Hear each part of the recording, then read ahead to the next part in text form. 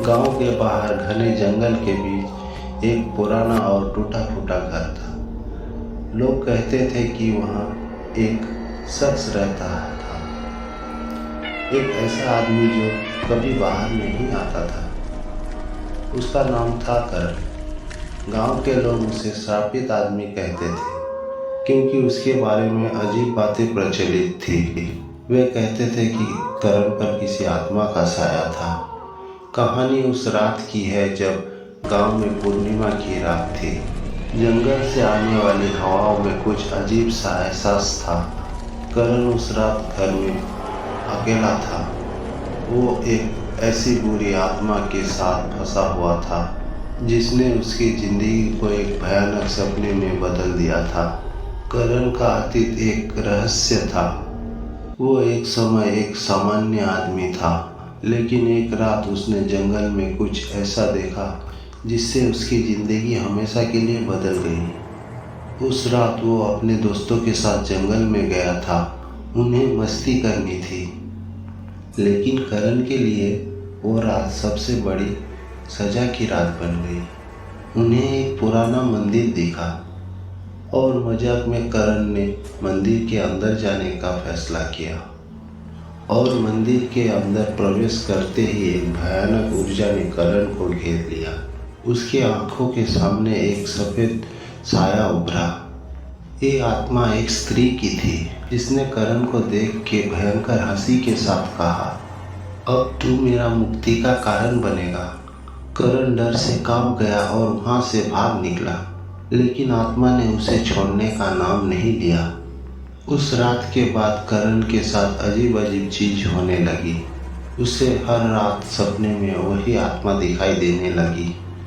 कभी कभी उसके खिड़की के बाहर खड़ी दिखाई देती और कभी उसके कानों में फुसफुसाती, तू बच नहीं सकता। करण का जीवन अब नर्क बन चुका था। दिन ब दिन उसका हालत बिगड़ती जा रही थी। गांव के लोग भी उससे डरने लगे थे। करण अब लगभग पूरी तरह से बदल चुका था। उसकी आंखों में एक भयानक चमक थी और उसका चेहरा पीला पड़ गया था।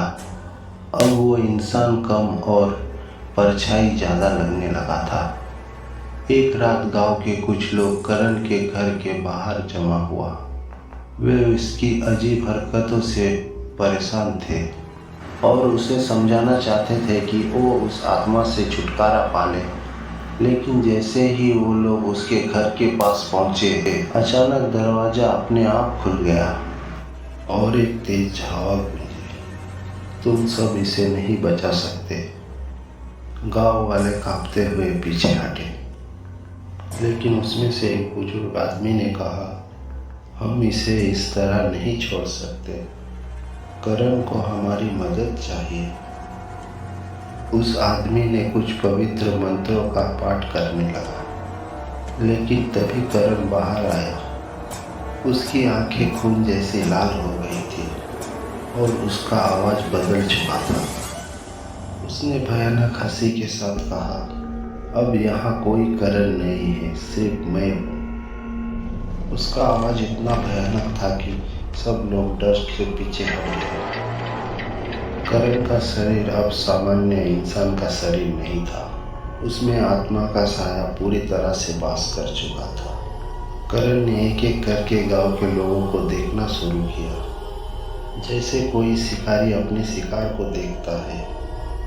एक एक करके लोग वहां से भागने लगे, लेकिन कुछ ही देर में करण के चीखने की आवाज़ पूरे गांव में गूंज उठी। सुबह गांव वालों ने करण का घर देखा। घर के दीवारों पे खून के निशान थे और हर तरफ टूटे हुए सामान फैले हुए थे। करण का शरीर वहाँ नहीं था। किसी को पता नहीं कि वो कहाँ गायब हो गया, लेकिन एक बात तय थी, करण उस आत्मा का शिकार बन चुका था। आज भी लोग कहते हैं कि पूर्णिमा की रात को जंगल से करण की आवाज़ सुनाई देती है। कहते हैं कि उसकी आत्मा आज भी उस भयानक आत्मा की दास्तां में है और वो भी खुद एक भटकती आत्मा बन चुका है।